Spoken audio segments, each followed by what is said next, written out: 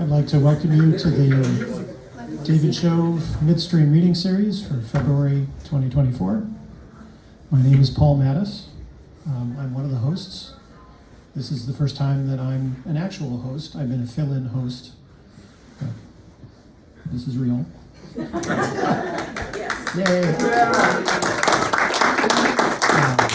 It's an amazing crowd for a miserable night. So thank you all for coming. Apparently the bathroom on this floor is not working, so... There is another one now. Is there? Okay, or downstairs. So first I'd like to thank Unity for the room. We pay nothing for this, and they just set it up and we use it, and then we go.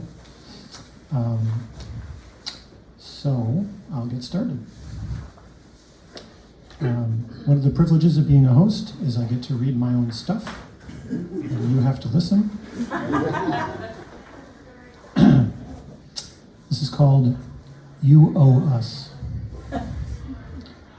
Flat broke a few months after graduation. I got a letter from the National Engineering Honor Society. My membership had been subsidized, it said, by the generous donations of alumni like me, and it included a handy form to fill out and enclose with my check in the envelope provided. A year or two after my divorce, I sat in an intermediate level poetry class, feeling well qualified. The discussion turned to a pair of early 1960s poets, one male, one female, and how they had reached roughly equal stature over time. Everyone knows, of course, that she had accomplished more, given the obstacles she had to overcome. But no, that doesn't make sense, I said. How could, but she, that doesn't seem fair. Well, I mean, it isn't fair for her. I mean, I've overcome obstacles too. Haven't I earned my privileges? Is it my fault that it was so simple in the first stanza to say I and have a white male appear in your head? Yeah. Would sending a check fix this?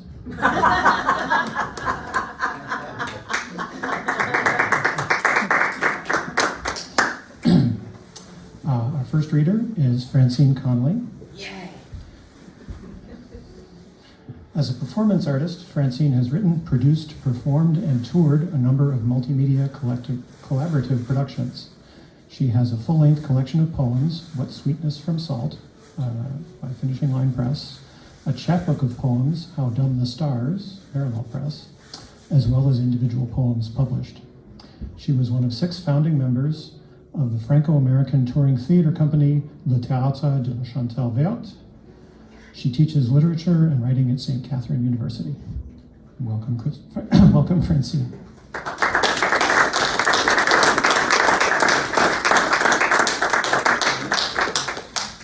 Thank you. Can everyone hear me? Yes. Yeah. I have to set my water down. I've had a dry throat all day, so if you can't hear me, raise your hand, okay? I am grateful for the invitation on, as you said, a crummy night, or, and I am going to read. I haven't read in quite some time. I took a break for lots of reasons. I feel weighted by the world, and I needed to go inward. But I thought this is a good opportunity to read from a very early collection. I'm going to read 2 of my very young Francine poems. The first one, called No Woman Here. I'll read 2 from this and then a very new one to kind of break the silence that I've been in. So the first one is called No Woman Here. Not the silk dresses, straps thin as rice noodles, shoes high as liberty. Not the milky voice, mango lips, Modigliani neck, wrists slim as sugar cane. Not the dark lashes, freckled nose, button eyes, diabetic smile. Maybe you thought these pearls were teeth, or this lace woven skin. Look, there is no woman here, just wigs. You don't need to clap, you can clap if you want. Obviously, one of my earliest and continuing preoccupations, besides the burdens that we inherit in family as well as in the world, happens to be what I feel is the undervalued place that women, mothers, myself, mother, women, hold in the world. That doesn't mean that this next poem is about it, but some of the ways I play that out in the arts I cross-dress in performance, and I started as a sculptor and used words later, is in thinking through art. But before I get to those poems, which is in my main collection, I want to read one from my brother, which is also about the sound of language and the song of language, since English is not my first tongue. But I love writing in it. So this is called Ramada. Long before we reached California, days covered each other like blankets and my parents' patience dimmed. Nights seemed darker earlier and the car so tired from fights and stomach aches that hotels were picked strictly for proximity. Still, we had our preferences. When the question of sleep came up, Budgetel, Motel 6, and Holiday Inn flashing past our windows, my brother and I fidgeted in back, pulsing the word Ramada off our tongues like a desperate mantra between Italian lovers. We searched for the sign, bulls spying the matador, and as it rose over the midnight highway, red neon glow and curly letters creeping up our car hood, our kid voices forked together like demons until they caved in and took the exit. Ramada was a dizzying place, a web of orange and brown carpet, a sea-bound ship with countless rooms to hide from reprimand, hallways to bolt and sail around like pirates in search of surprise and treasure. One night we found it, a heated pool lit by globe-shaped lights that made our swimming bodies luminous impressions from above. Once in, waves swished us around, my mother's hairdo trying hard to stay dry above the surface like a lampshade. My brother and I swam to the bottom to watch them kick and tread, my father pulling at her soft feet, making her scream and at least wet her ears. We invented a secret, underwater language, did somersaults, even bet who could dive deepest. Water let us be, Ramada, Ramada, Ramada. A loose paddling of arms and legs, a holding of one's breath, and the bubbles that follow after.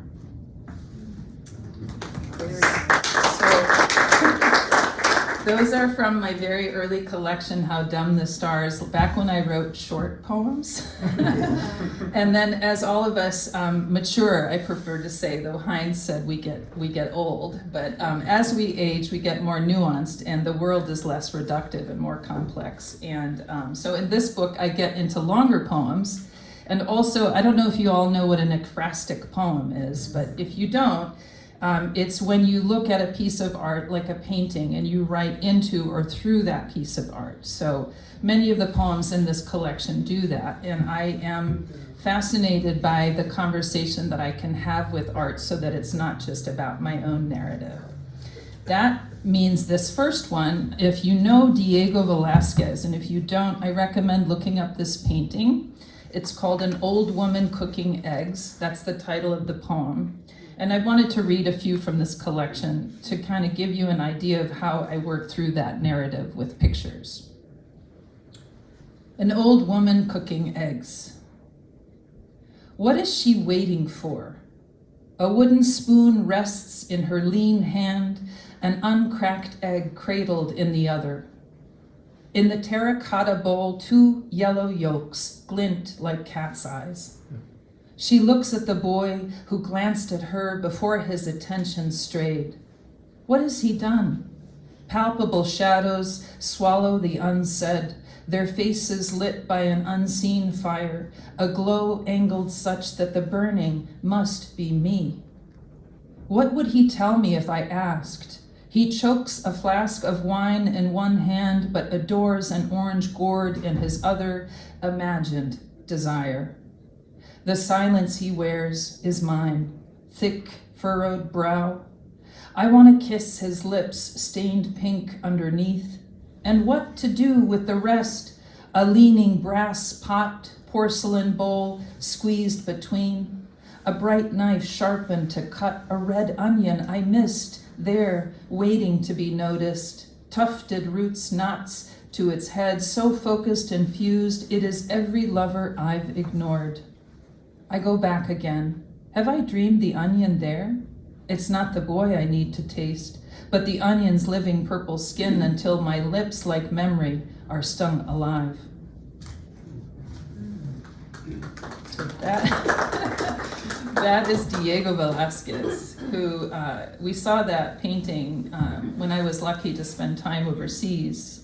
My son, who's in the audience, I won't point him out, we sat in front of that painting. To his misery, he was young then, very young. And I caught that onion in there that seemed kind of a second piece of attention, but it's what drew me in.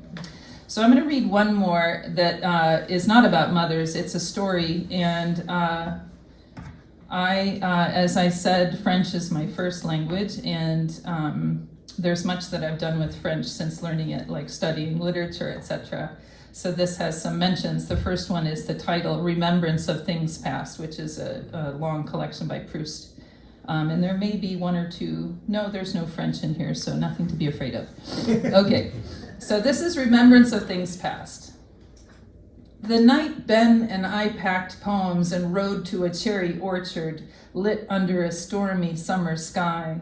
Night sounds were peeled as tangerines, our bike pedals and chains creaking no, then yes, his breath overlapped with mine. The night was stolen, illicit.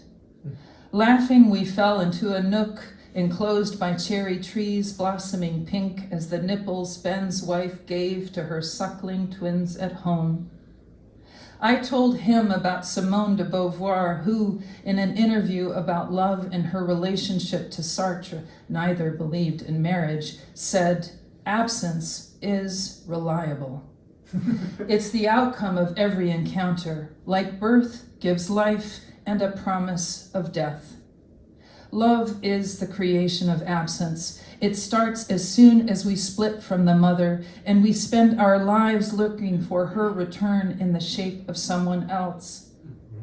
I wanted to kiss Ben, but I could not bear his salty lips pressed against mine, the image of his wife's sweet, milky breasts I tried to forget but couldn't, and yet I wanted to be remembered, so I let my head fall into the murky cove of his lap, looked at him as if we could memorize this night because it would end.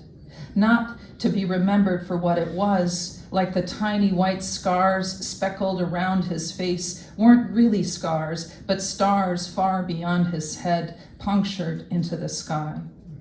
The truth is, his face erased into darkness in a single stroke. We kissed like we forgot what we were doing. In time, he disappeared until one night, pulled from sleep, I stumbled to a window, spied two cyclists speed past as the name Ben startled from my mouth. Like a dumb bat unleashed from a hole in daylight, how it flits about tree to tree, confused and completely alone in a hunger it doesn't understand. Forgetting is night brought into day, is the bat's stupor, is the woman the cyclists don't see at her window looking not at them, but for an answer to what her mother once said, "No one will save you." There is no better loneliness than a mother's love. There are choices we make that aren't ours, Ben said as he leaned into me that night. So let's choose this as Sartre would, like we're condemned to be free. So that's called Nuance and Age, and how life is no longer reductive and easy as we get older. And these are some narrative poems, but of course we invent, so I can't read too many more from this collection because they're long. So I'm going to end on a new one that I'm working on because I recently broke silence by no other act than taking boxes full of 20 years of writing and I burned them in a barrel in the woods. 20 years, I burned them. It was very cleansing. Journals, poems, just burned them. I kept some things, but burn barrel. There were hundreds I kept, lugged from home to home, not ever my own, poems and folders clasped by pins, staples, clips, hundreds of pages writ, stained by coffee drips, bug splats, doodles, faint fingerprints. The day I woke to a singular gray, I knew it was time to light my burden with one match. I watched the flames, the hungry flames, repeat, it matters, it doesn't matter. A pregnant spider scurried from the bottom and leaped over the rim into the green unknown.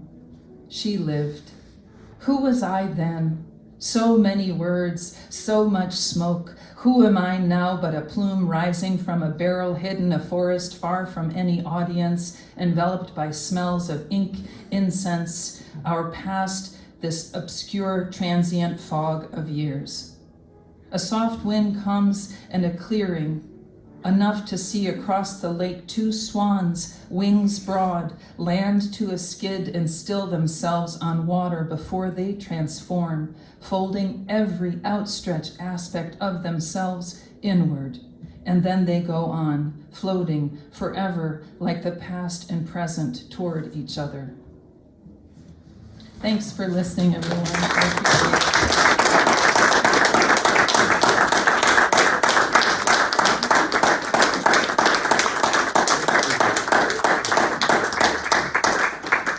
Thank you, Francine. Reminds me why I like poetry.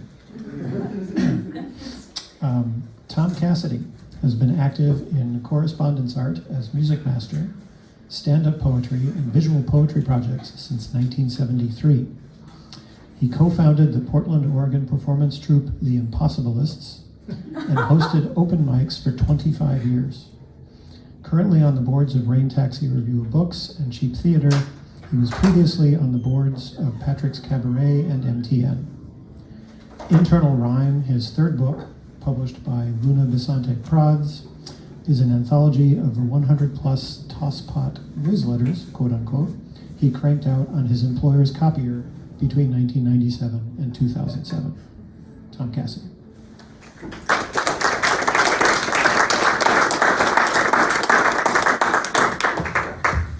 I didn't like that bio.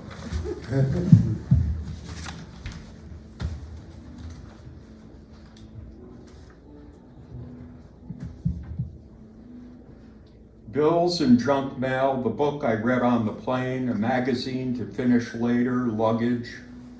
The extra house key our neighbor had, all need to get put away, but right now as the space between here and there widens. Everything, I mean everything right now is where it needs to be, but where it really needs to be is someplace else. A hot plate, 3 folding chairs, the nice dishes, leftover hors d'oeuvres, a tablecloth that's 50 years old, all need to get put away. But right now is the time between now and then narrows. Everything, I mean everything right now is where it needs to be, but where it really needs to be is someplace else. The hammer, a jar full of nails, electrical tape, a Phillips screwdriver I didn't end up needing after all, but you never know. A power strip for the hors d'oeuvres, all need to get put away. But right now, as the will between the what and why mutates, everything, I mean everything right now, each and every letter in this remote transit word, this hurdle, is where it needs to be, but where it really needs to be is someplace else. Chairs on fire. Piles of unpaid tickets for using the language improperly, or is that incorrectly? Things I wish I could repair. Things I wish I could repair.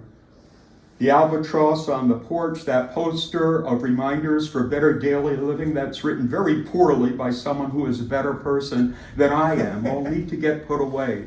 But right now, as the arc between the real and unreal spreads, everything, I mean everything, right now, each impossibly ragged thought, for which I will need the Phillips screwdriver after all, now and later, there and then, is where it needs to be. But where it really needs to be is someplace else. Coupons from the circular, the burning chairs receipt I'll give to the tax guy, my old Be Here Now t-shirt, which is a funny thing to list. I mean, how big is here after all? And how long is now? Besides my new shirt, Beer Here Now is easier to swallow. A collection of spoons that everyone adds to but no one wants, the laundry basket, a deck of cards, potting soil, those glaciers, things forgotten all need to get put away. But right now, as the knots between fear and faith loosen, everything, I mean everything right now, stuff for the garage sale, your shadow on the moon is where it needs to be. But where it really needs to be is someplace else.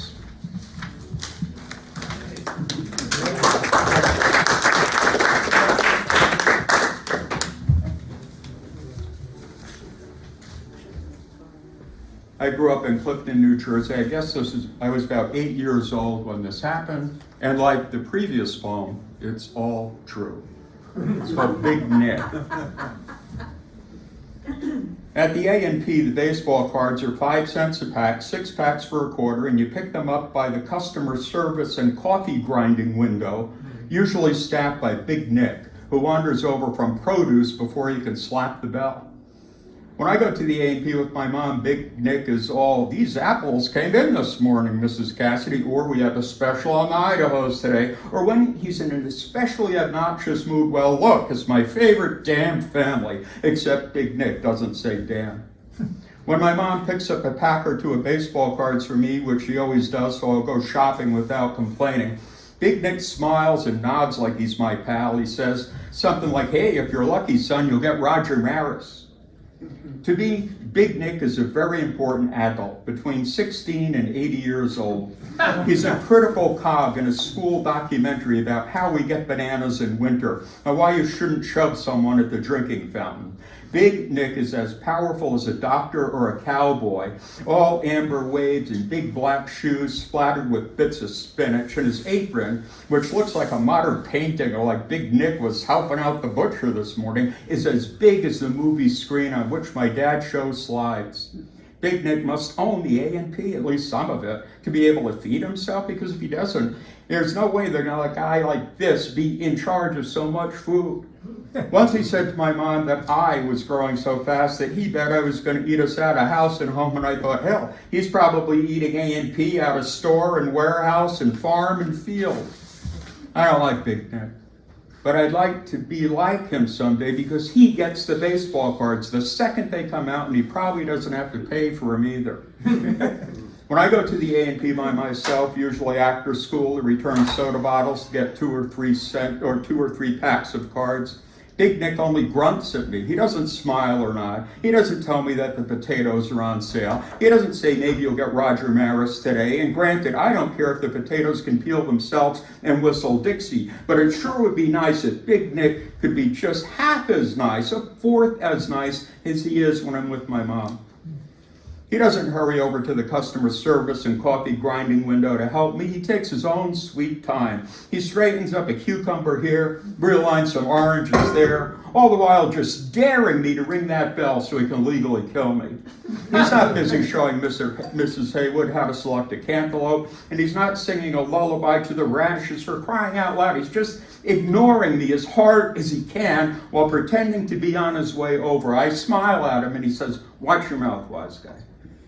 When this tiny-headed tank finally ambles over from diapering each of the grapes, he has a face like you just yanked him away from a nap at the Go-Go Lounge. I ask him if the new baseball cards are in yet, the 4th series, and every Big Nick Atom slumps in disgust and fatigue. How am I supposed to know that? He asks. Well, it says so on the pack. You see, it says Series 3 right on this box, and I Was wondering if maybe you have some Series 4 behind the counter and back. It's Friday, that's when the new cards come in. Big Nick stares at me like centipedes are falling out of my nose. Listen, he says, don't give me a hard time. Buy the cards on the counter. They're all the same. Oh, they're not. Series 4 has Roger Maris and Willie Mays and Yogi Berra, and I thought you liked Roger Maris or the Yankees or something. I could open them. Here, and I'll show you if I get Roger Maris or not. I mean, even Jimmy Chambers, whose dad gets his cards from New York, where they get the cards before we do here, even he doesn't have Roger Maris, but he'll trade all the Series 2 for one Roger Maris. Big Nick leans forward and gets his face so close to mine that he eclipses everything else in my world. Listen, Tommy, he whispers, I hate baseball. I don't care if Roger Maris pitches or sings, okay, can you see? Now, do you want these cards or do you want me to run you through the coffee grinder? He pulls back and he raises his eyebrows. I don't like either choice, so I don't know what to say. I'm not big enough to have a useful say in this situation, but I finally sputter, I thought you liked baseball. And Big Nick shakes his head and says, kid, I don't like baseball. I like your mother.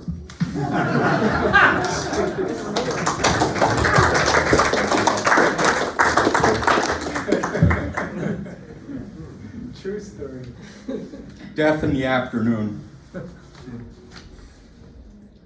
Dawn likes to vacuum once a week before the dust gets muscle, and Snips, for my collaging, make collages of their own. She has a workhorse vacuum cleaner for the general universe, a touch-up vacuum cleaner for sucking up what the workhorse vacuum cleaner can't, a sleek, lightweight one with a backpack canister and an anteater's nose. As a stocking stuffer, I once gave her a tiny vacuum cleaner for crumbs and a tinier one for cleaning out the keyboard. Plus, she probably has another large one or two that I don't even know about. On my own, I'd maybe vacuum once a year, maybe. When it gets hard to tell rug from linoleum, the dust, a low cloud cover.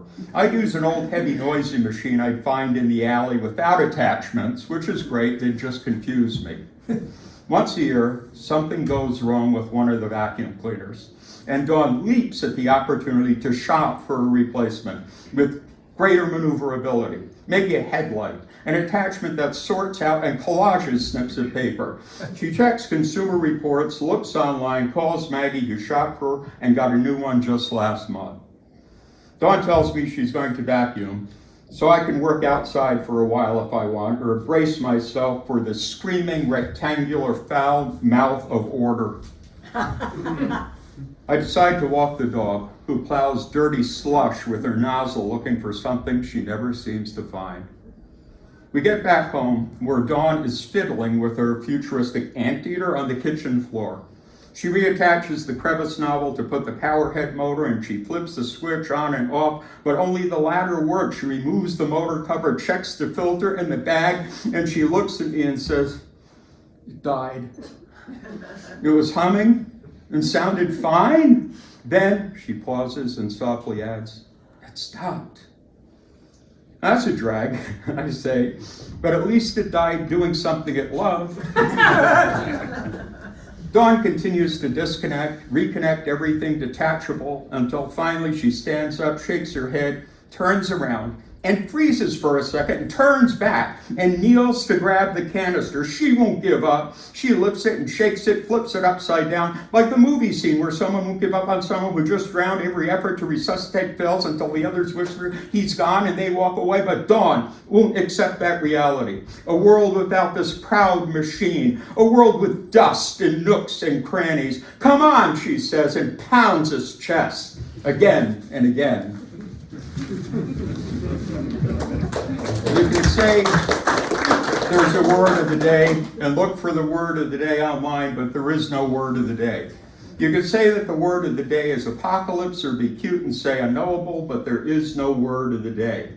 You can find a vocabulary builder with a new word of the day every day, which will be different words of the day than the words on a word of the day desk calendar, because there is no word of the day.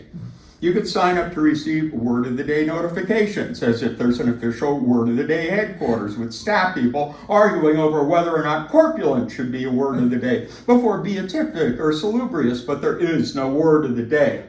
And when the newest staff member asks what the hell salubrious means, they realize that the newest staff member has got to go, and that the word of the day is salubrious, but there is no word of the day.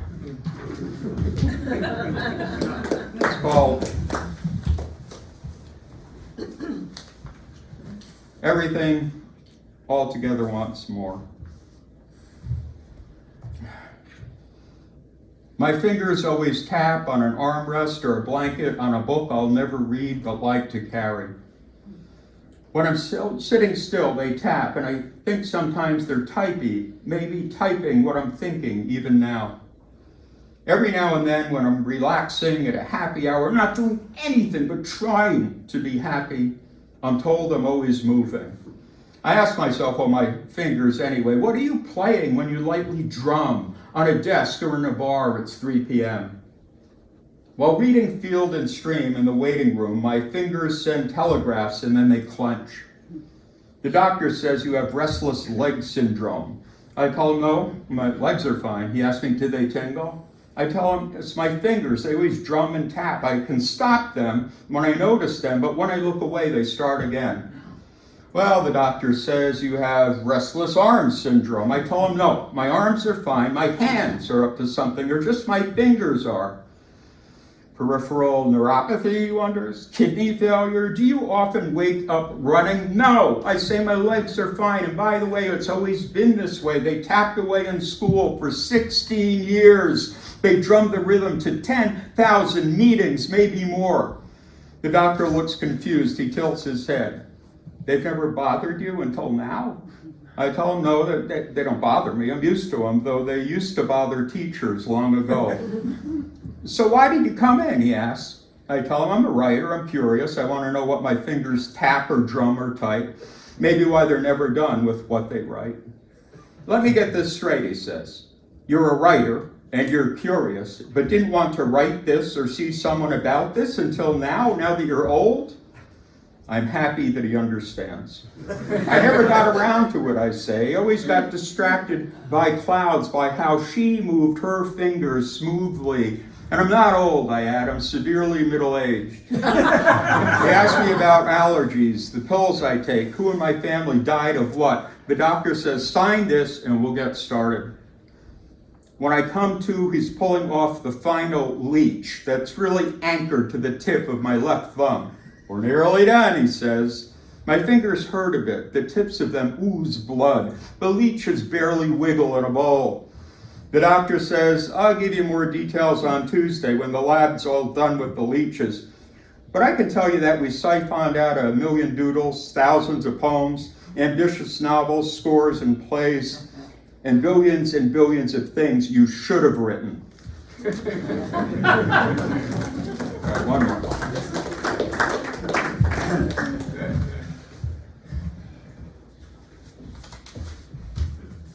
We had to play instruments in junior high, starting in 4th grade. And you had to be in the orchestra, and because I was from a musical family, I really had to be in the orchestra. And I hated it. So it's like in 7th grade, 7th, 8th grade, and maybe in your school as well. The music teacher also taught history or geography or English. And then they'd get to yell at kids. This is true. 8th grade, Clifton Junior High School in New Jersey. It's called Solitary Confinement with the 8th Grade Prison Band. It would be fun to play the sousaphone, but Grover Cleveland Junior High only has one. And Billy Votto, barely visible below the golden knot, somehow got it. Because the thing's so heavy, he only blows a note or two every now and then. Bothered by our presence in clarinets, trumpets, cellos, we don't want to play. Laverack is grumpy but distant, waving his baton like the tired arm of a pageant winner in a parade, a soybean prince suddenly aware of the grind that celebrity entails. I'd really like to play the drums like Buddy Rich, get a long solo, smack in the middle of My Country 'Tis of Thee at the beginning of assembly. I'd get on Ed Sullivan. But my dad says I'd have to practice on the other side of Van Houten, where they don't even like the kids who don't play drums. Annoyed with us and all the noise from instruments our parents made us pick, Laverack raises his voice and his arms are flailing, his face contorting, and he's yelling, "What you're playing isn't music!" He's so insanely mad at us. We don't know what to do, so we play louder. Laverack is our science teacher too, but never gets upset in science class if we crack jokes or when Kathy says her uncle can see atoms. He restates facts politely and reminds us to study and succeed. In science class, he treats us like we're human.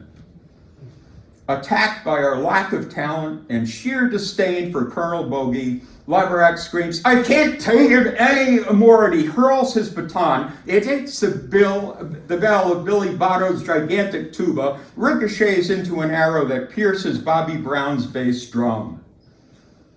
He settled down a bit and he points at us with a finger shaking, and instead of the baton, he says, "Even if you become a good, maybe a great painter or a great poet or a singer and musician both, you might not make money from that, and you get stuck with a crappy job where all the music is awful and you're the only one who cares."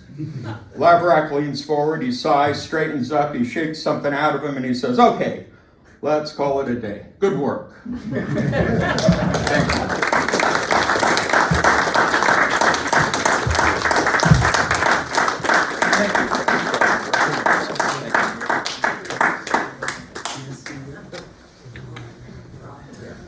Couldn't have been anyone but Tom Cassidy. Christine Mounts is a career IT professional working for the University of Minnesota by day. Oops. Oh my Can God. you start over? I mean, we didn't hear. Yep. I think it's the one on top. Yep. Ah. Okay. Christine Mounts is a career IT professional working for the University of Minnesota by day and a poet by night. She writes and travels as much as a working schlub like her can manage. She lives in Minneapolis. She's the author of the Book of Snark, Wit and Wisdom for the Angry Professional Woman on the Bus, published October 2020. She co-founded the American School of Storytelling in 2021.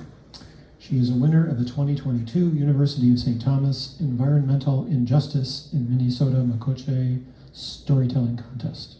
Christine Mounts.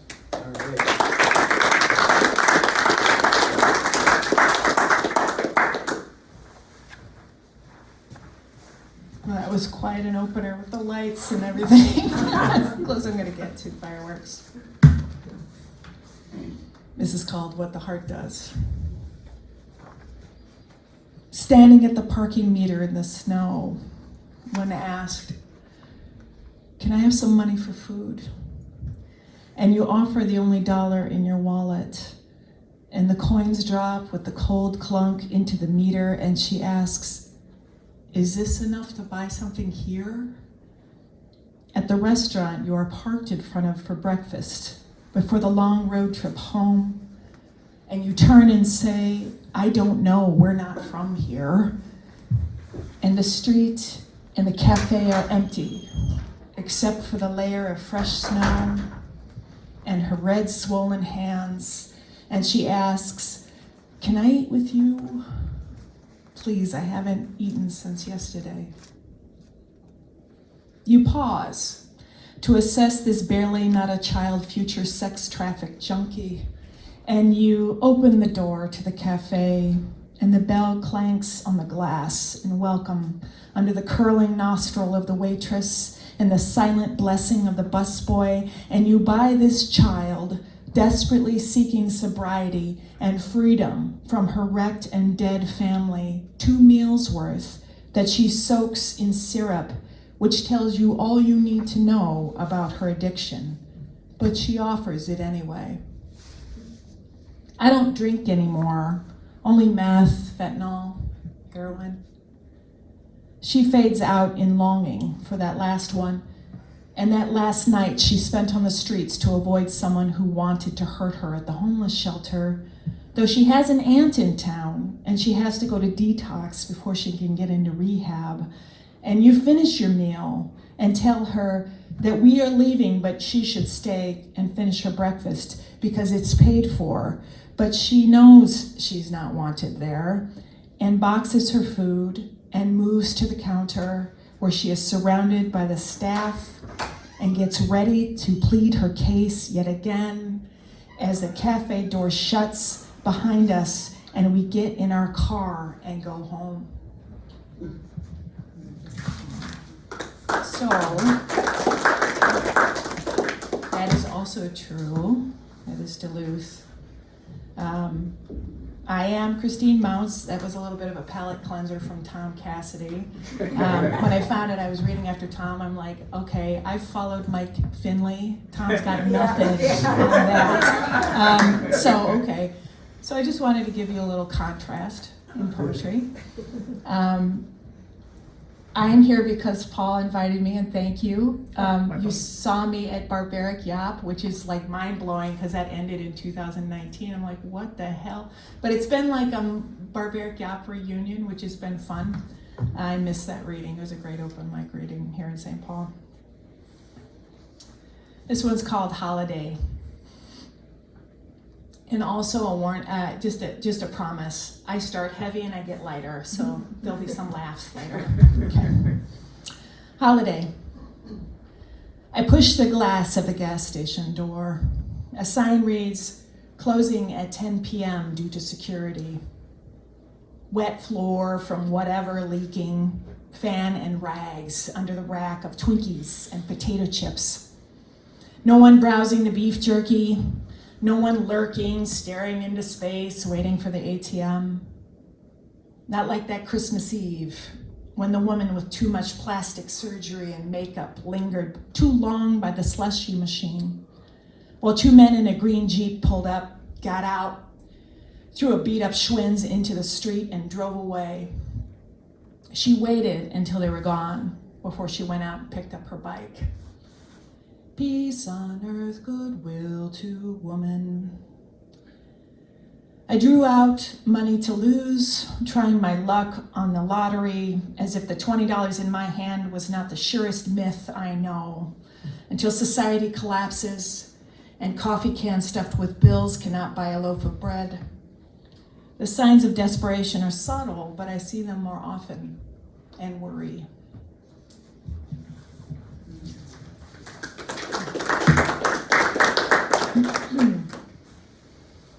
Also true. This one is called Drab. And I hear a lot of people complain about February and November, right? Because they're pretty drab. Except that February in Inuit language means the return of the light, because the sun returns to the Arctic at this time of year. So we are very lucky to not have to wait so long for the sun. Drab. Drab gets its moment in November, when the scent of the air scattered traces of drying things like old roses.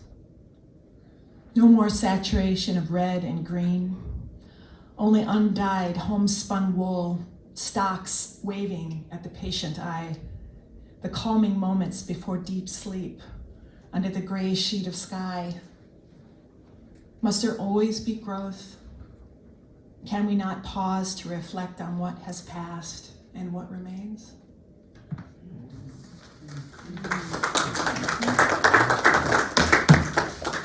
If you're an artist, beige palette, man. It has its moment in November. Monday, March 9th, 2020. You remember that day. It is the dark of daylight savings time, just after my morning sunlight is stolen away by summer day outdoor nights. Another round of golf or evening swim, early workers and school children left to morning stargaze. My bus is late or early, and I wait for the next boarding, the next walk to the office, to the data mines of email and software, lunch hour under the campus trees. None of that is returning. Like that drive away from Vermont, when I still believed that Chicago was my destiny, to the airlines, to the myth of jet set lifestyle when it really is just driving an Airbus full of unhappy people. I drove a bus in college to pay for flight school. Within 2 years of graduation, flames collapsed towers, the end of flowers at the gate, and barely inspected purses. Wear a Speedo and flip-flops to avoid being frisked. I mean, why not? TSA are paid to look at our junk all day. My last bus destination was remote work, special permission granted to care for my dying mother. A week later, the world joined me, masked, isolated, suspicious. This is not the distance work I once dreamed of. Okay.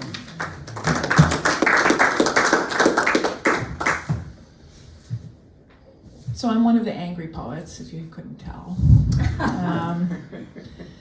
But the thing about comedy is it's based on rage. And I'm also very funny. So we'll start to laugh in a minute. Not this one, maybe the next one. Road tripping. There's pink granite highway whirling past the ominous spit. I'll start one more time. Road tripping. There's pink granite highway whirling past the ominous spin of semi-truck tires, a dangerous game of chance for a blowout to ruin your day. Unmarked cars chat in the no U-turn except authorized vehicle zone. Short pines dot the landscape. A tree farm or a roadway noise abatement, who can say? Another at McDonald's in 10 miles. The billboard for the Falls Motel encouraging us to check their reviews. Dead trees knocked down by some last year's storm. The long layers of cut stone blasted decades ago to make way for the modern world. A fat RV, the retirement dream long hoped for, but how much of the day is spent worrying about the septic tank in the back? Electric poles of rusted metal or bleached wood increase in frequency and size as we approach cities or their supporting power plants. The rivers flow again. Is the overpass for nature or country roads crossing the interstate? The farther out, the bigger the flags in case you get lost and aren't sure you're in America anymore. Miles of construction cones with a single pavement cutter at work. Welcome rest area blue sign, sleep for truckers, bathrooms for beleaguered travelers, the occasional flock of wild birds, and always, always the hairy eyeball of fellow travelers.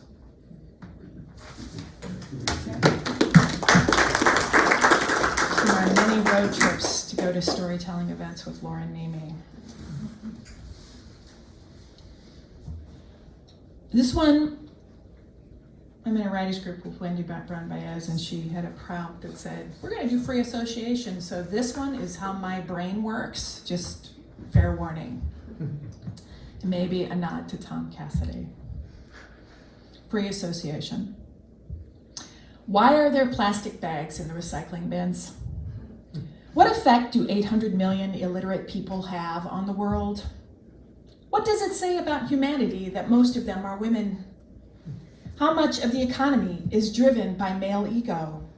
And how much of male ego is driven by the vagina, whether they're wives or their girlfriends or their mothers? Where does this leave the gay community?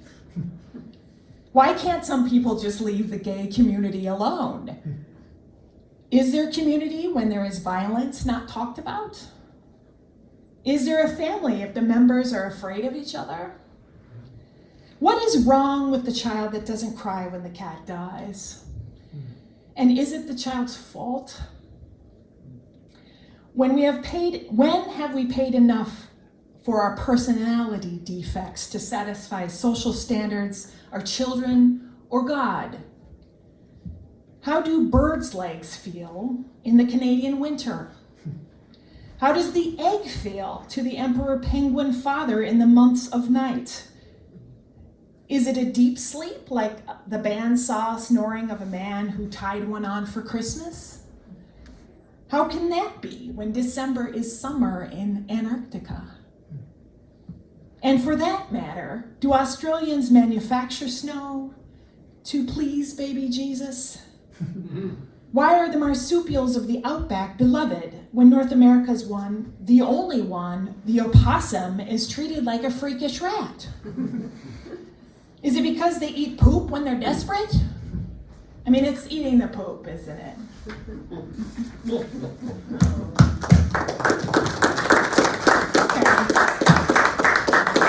So, my last one, leave you on an up note. We have an open mic. I am the co-founder of the American School of Storytelling, and just a plug, every third Monday of the month we have a storytelling open mic, and every fourth Monday of the month we have a poetry open mic. Please come. We are on Hennepin Avenue, just south of Walker Art Center. I have a card if you're interested in more information. This one's called First Grade Report Card, Too Much Daydreaming. It is the end of a spring day, end of the school year. Chrysanthemum orange sun sinks into the western horizon.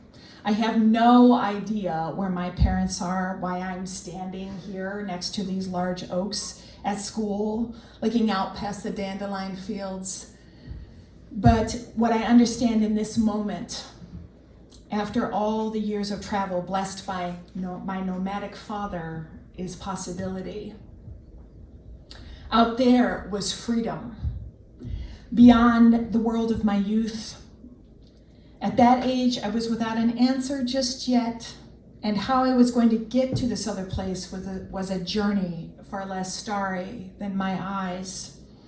I fitted the harness and plow, education and work, so busy trying to break free from my circumstance. I had no time for dreams. Suns receding into the Pacific, never in motion. I was stuck to a rotating planet, our collective definition of time, always pushing towards tomorrow, away from the light that called me to the yard. I will lay out in the night once more, away from city lights and alarm clocks, to await the eclipse of the moon. Earth's red smoke shadow, our whole unlikely existence. I will see what was always true. My life, wherever I am, is as happy as I say it is. Thank you.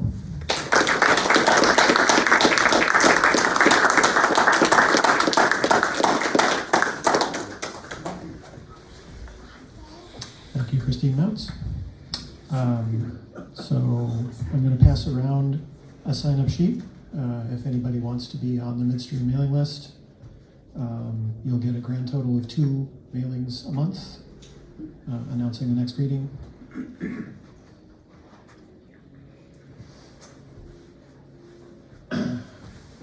Also, we get to say thank you to the church. As I said, they don't charge us anything for the room, but it's nice to be appreciative.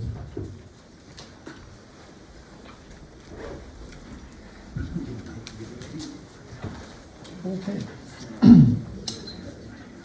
Mike Hazard is a filmmaker, photographer, and poet.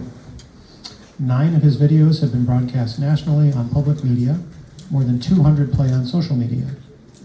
His work is in many museums, including the Museum of Modern Art in New York. Many of his documentaries feature writers like Thomas McGrath, Frederick Manfred, Robert Bly, Joyce Sutphin, Han Sean, Gary Snyder, Roy McBride, Margaret Hasse, Jim Northrup, Phoebe Hansen, and Eugene McCarthy.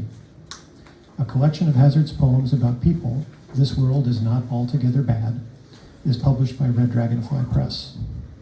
Hazard likes to say, everything I make is a love story. Mike Hazard.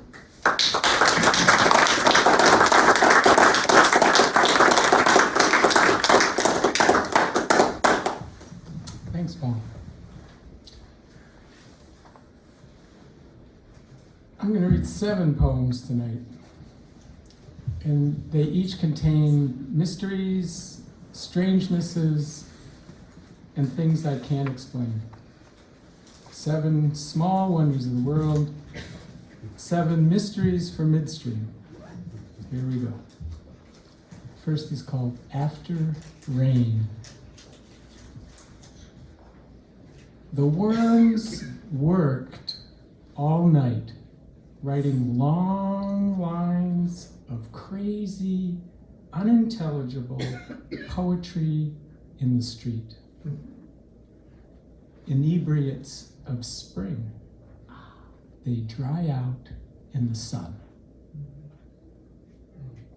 After rain, the worms worked all night, writing long lines of crazy, unintelligible poetry in the street. Inebriates of spring, they dry out in the sun. Spring dream. The canna lily bulbs are sleeping in the basement, dreaming of spring.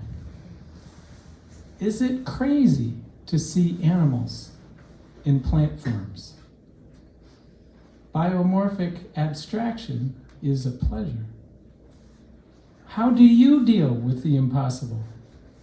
We are living in impossible times. Robert Bly used to say, it is best to stay home and brood in the winter. The Anishinaabe tells stories in winter. The plants are dreaming. I will replant them in the spring. I will. Spring dream. I don't discourage applause.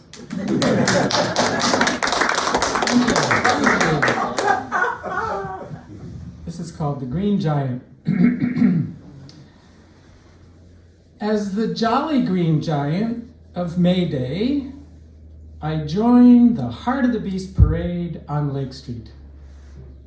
Mistletoe ornaments my lips. My pupils are peas. Sprigs of parsley, sage, rosemary, and thyme festoon the orifices of my funny-looking face, which is otherwise masked with maple leaves. My hair's aromatic knots of evergreen needles. A stalk of Brussels sprouts is my swagger stick. Chlorophyll flows and fills my arteries. Smudged with sage, I dance in the grass. Memories of my Irish peasant roots flash back. From my lips sprout curses on the petrochemistries of putting greens and lawns. I shriek against Shrek. From my lips spring praises for the tree of life. I hum and whistle in a cathedral of white pine.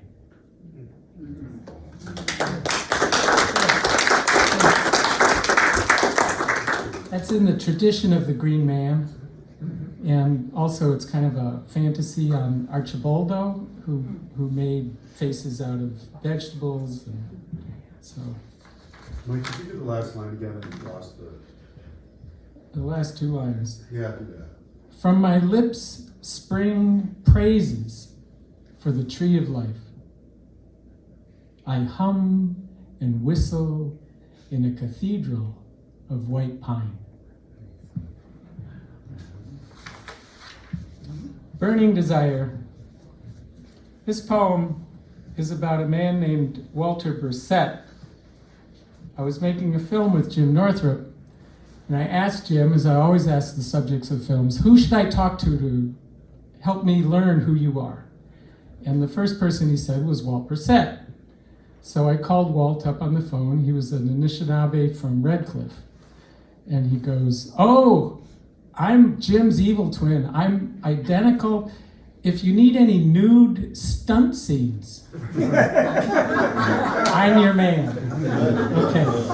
So I didn't actually meet Walt in person for a year. The project took 6 years, but about a year into it, at a powwow in Fond du Lac, Walter was there, and he walked right up to me and he goes, "See?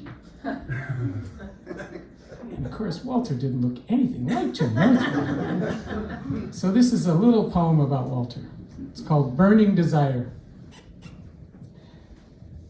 He was a chubby Chippewa with a sacred fire in his belly. One night on the phone, hearing how he came to have the serious duty of keeping Black Hawk's war club, I smelled burning rubber in my house. I had to go look around. The moment I hung up, the acrid odor disappeared like smoke. The fire was in the telephone. Ogichida Anishinaabe, Walt Brissett, a.k.a. Macoons, Toivo Karhu, and Bubba. Elfin leader of the ALF, Anishinaabe Liberation Front. Buddies with the Jolly Lama and Wayna Buddha, who signed his letters X, like a treaty, who used Black Hawk's War Club to count coup in a war for the sacred fire for the 7th generation, cried on the phone, "I'm not burning out, I'm firing up." Mr. Brissett was a man with a sacred fire in his belly.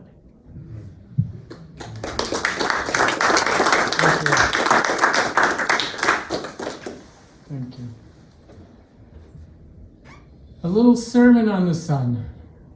This is set in, like everybody's poems tonight, these are all true stories. But this is set in the farmer's market downtown St. Paul. A woman named, the farmer in the poem is Linda Noble, whose needs our good vibrations and energy and prayers now. She's going through some health stuff. But this is a poem about Linda Noble. A little sermon on the sun. The light in this farmer's blue eyes comes from farther away than the sun.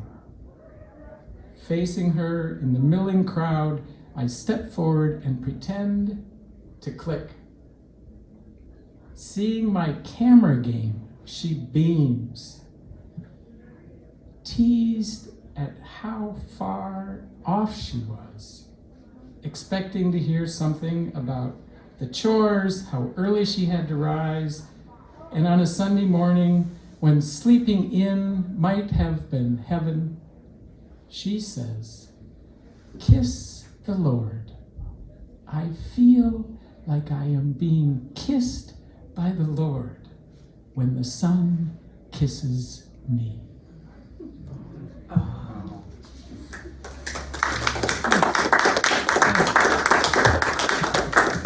Thank you. So this is a poem called Thirst. I'm not sure it's a poem. It's actually a story. Thirst. And it's a little long for me. My poems are all pretty short. But this is a true story. And I've never read it before, but I'm eager to read it now. So, Thirst. The summer I was 24 years old, I left my home in St. Paul and traveled widely from the Black Hills to Yellowstone, Boise to Coos Bay, Golden Gate to LA, and I also camped near the Grand Canyon. I longed to see nighthawks. No nighthawks the whole time, though the canyon had been full of swifts, nighthawks, companion harvesters of invisible insects in air. I was unlucky, even though the season was right, and according to the maps, nighthawks cover the whole earth. I'd seen a Colombian nighthawk from the 2nd century BC, pounded out of gold, and I'd read that the Hurons of the Great Lakes called the nighthawk the thunderbird from the sound its wings make, because it took flight before thunderstorms. In ancient Greece, Shepherds believed the enormous mouths of the bird sucked goat tits at night. So in Greek, nighthawks were called goat suckers. At a museum of natural history, I learned that 500 mosquitoes have been found in the belly of one. Finally, in Blue Water, New Mexico, I heard and saw the lesser nighthawk of the Southwest. I was camped beside the only lake for miles around. Blue Water National Park was smack in the middle of a Zuni Indian reservation. The Indians had managed to keep the western half of the lake.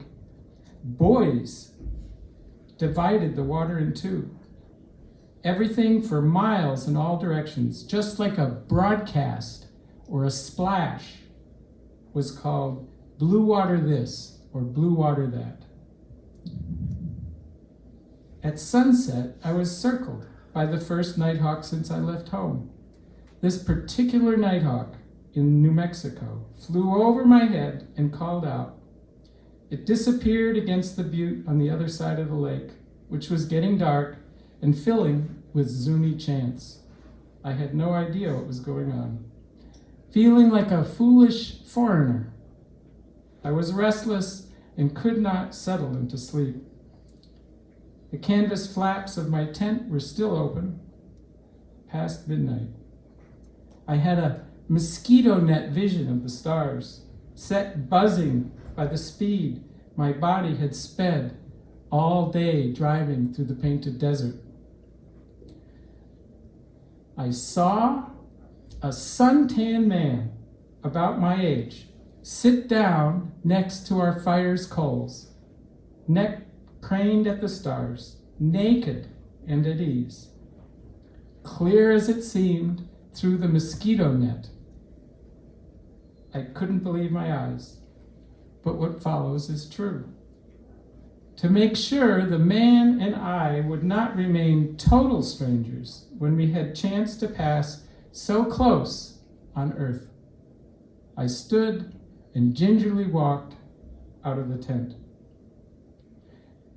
You know how the head rushes when you stand up suddenly after lying down for hours?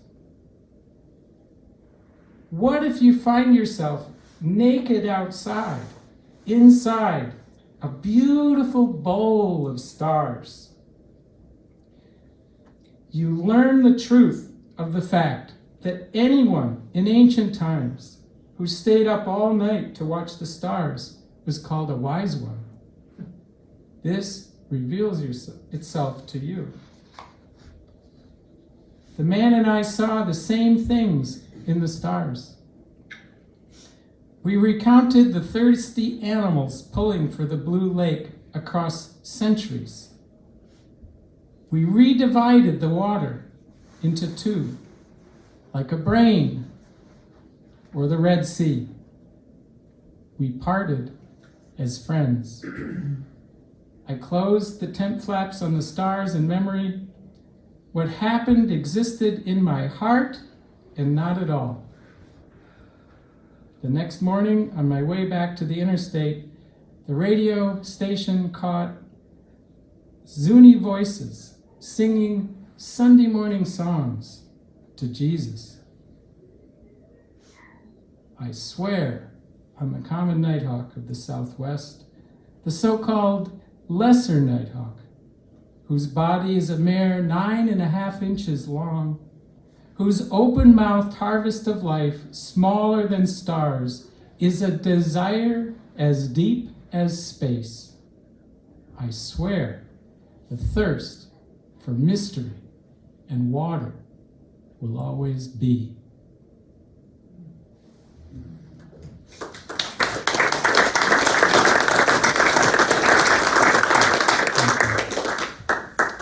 Last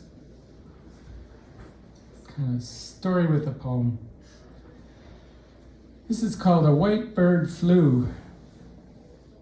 Sometimes the technology that we fight and struggle with so often is so miraculous If we could just pretend you were applauding for somebody, please.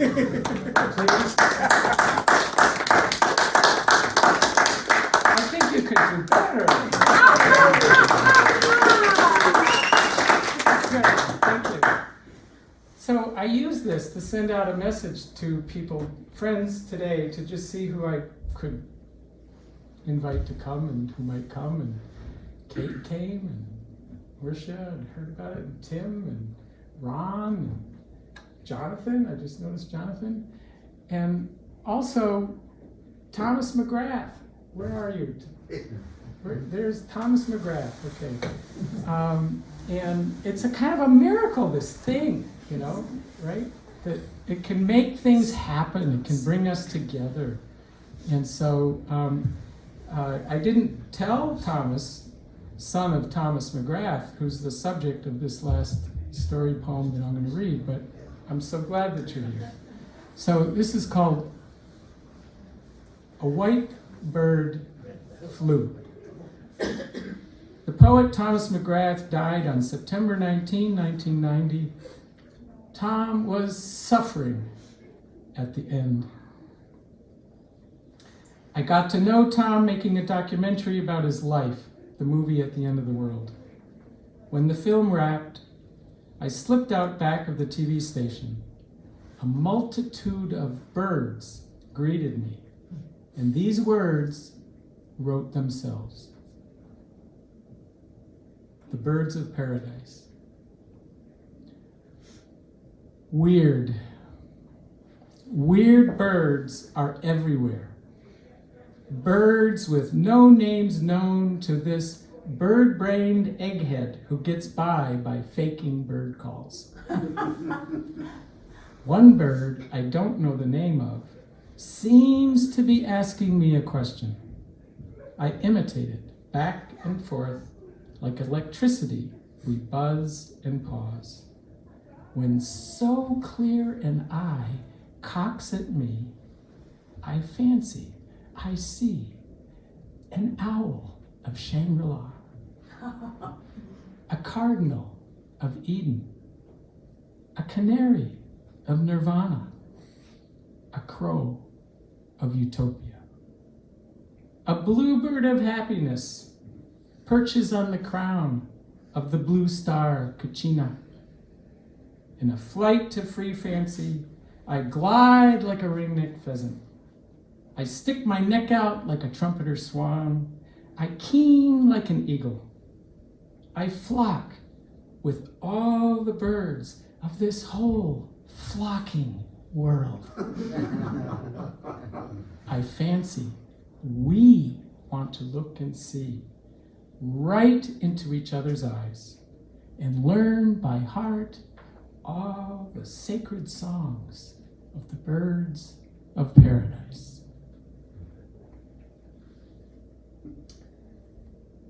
When Marianne Grossman, our living cultural treasure, who writes about writers for the Pioneer Press, called for my thoughts about our poet, Tom McGrath, who had just died, and was in fact the first to break the news to me, a strange thing happened.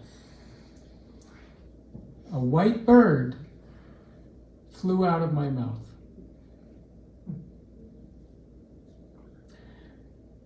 Sweet old curly scientist wiring the birds for sound, the poet wrote once upon a time in Gone Away Blues. I saw a white bird fly out of my mouth. I knew Tom flew. Thank you very much.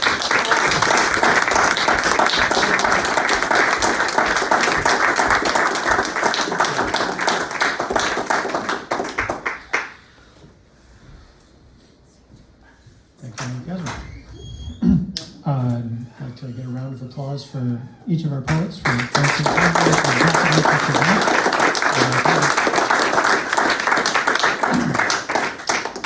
if you want more info on Midstream, we have a website, midstreamreadingseries.wordpress.com. If you want to get in touch with us, midstreamreadingseries@gmail. This reading, I hope it comes out, will be posted on our website, or actually on our YouTube channel. You can just go to YouTube and search for Midstream Reading Series as soon as our lazy bum editor posts it. After the reading, please join some of us over at Sweeney's, where we can speak informally. And please join us for next month's reading, which will be February 14th. Diane Jarvanpah will be the host. March 14th. March 14th. That makes more sense. It's good to write everything down when you write it down right. And the readers will be Freya Manfred, Marian Gomez, Anthony Ceballos, and a player to be named later. Thank you and good night.